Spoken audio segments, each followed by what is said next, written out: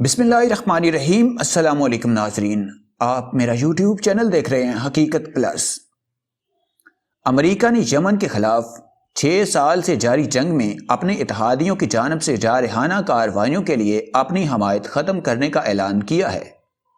امریکی صدر Joe Biden نے خارجہ پالیسی کے بارے میں اپنے پہلے اہم خطاب میں کہا ہے کہ یمن میں جنگ کا خاتمہ ہونا چاہیے۔ ویڈیو کی تفصیل میں جانے سے پہلے آپ سے گزارش ہے کہ اس ویڈیو کو لائک کریں، چینل کو سبسکرائب کر کے بیل کے نشان کو دبا دیں۔ امریکہ نے سابقہ امریکی صدور اوباما اور ڈونلڈ ٹرمپ کے دور حکمرانی میں یمن میں حوثی باغیوں کے خلاف سعودی عرب کے زیر قیادت اتحاد کی حمایت کی تھی۔ اس تنازع نے لاکھوں یمنی باشندوں کو فاقہ کشی کے دہانے پر لا کر کھڑا کر دیا تھا۔ یمن کی ایک کمزور حکومت اور حوثی باغی تحریک کے مابین لڑائی کا آغاز سن 2014 میں ہوا تھا۔ اس لڑائی میں 1 برس بعد اس وقت شدت آ گئی جب سعودی عرب اور 8 دیگر عرب ریاستوں جنہیں امریکہ، برطانیہ اور فرانس کی حمایت حاصل تھی نے حوثیوں کے خلاف فضائی حملے شروع کر دیے۔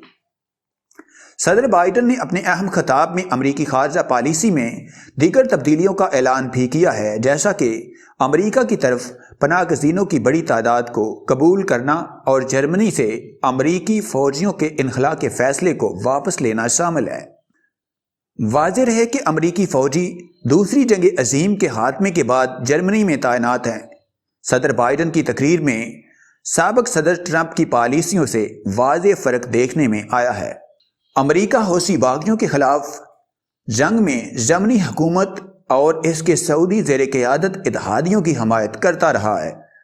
جمعرات کو امریکی صدر کی جانب سے کیے گئے اعلان کے نتیجے میں امریکہ جارحانہ کارروائیوں کی حمایت کرنا چھوڑنے کے ساتھ ساتھ سعودی عرب اور متحدہ عرب امارات کو ہدف کو نشانہ بنانے والے جدید اسلحہ کی فروخت بھی بند کر دے گا۔ تاہم اس سے جزیرہ نما عرب میں شدت پسند تنظیم القاعدہ کے خلاف کارروائیوں پر کوئی اثر نہیں پڑے گا۔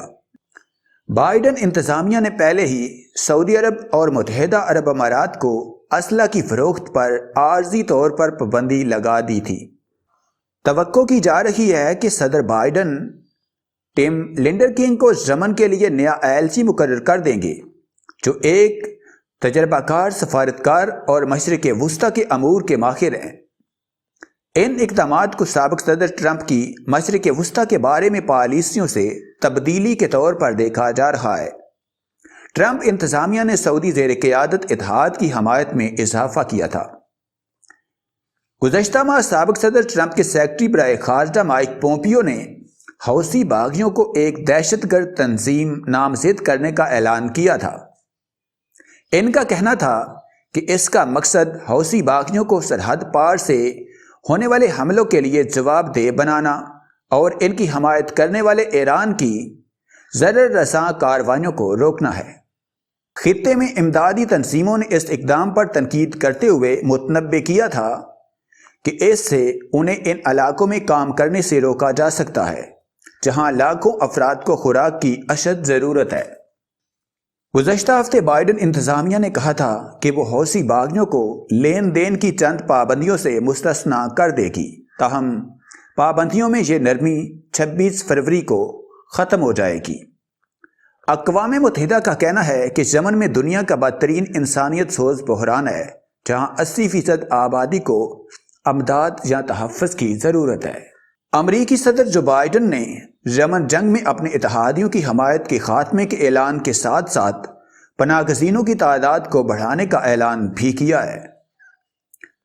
اپنے خطاب میں ان کا کہنا تھا کہ رواں مالی سال کے لیے امریکہ میں پناہ گزینوں کے ملک میں داخلے کی تعداد کو 15,000 سے بڑھا کر 1,25,000 کر دیا جائے گا۔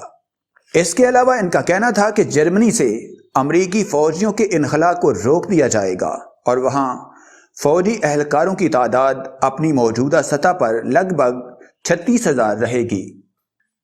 واضح رہے کہ سابق صدر ٹرمپ کے دور حکمرانی میں امریکہ نے جرمنی میں اپنی موجودگی میں 12,000 فوجی جوانوں کی کمی کرنے کا اعلان کیا تھا، جن میں سے 5,600 فوجی جوانوں کو یورپ میں کہیں اور تعینات کیا جانا تھا۔ اس کے علاوہ صدر جو بائیڈن نے میانمار کے فوری حکمرانوں سے سیاسی رہنما آنگ سان سوچی کو رہا کرنے اور جمہوریت کی بحالی کا مطالبہ بھی کیا۔ انہوں نے روس کے ساتھ سفارتی طور پر بات چیت کرنے کا بھی وعدہ کیا۔ میانمار کی حکمران آنگ سان سوچی وہی حکمران ہے جس نے اپنے دور حکومت میں مسلمانوں پر ظلم و ستم کی انتہا کر دی تھی۔ آپ کے خیال میں آنگ سان سوچی کو رہا کر دینا چاہیے یا نہیں؟ کمنٹ باکس میں اپنی رائے کا اظہار ضرور کریں۔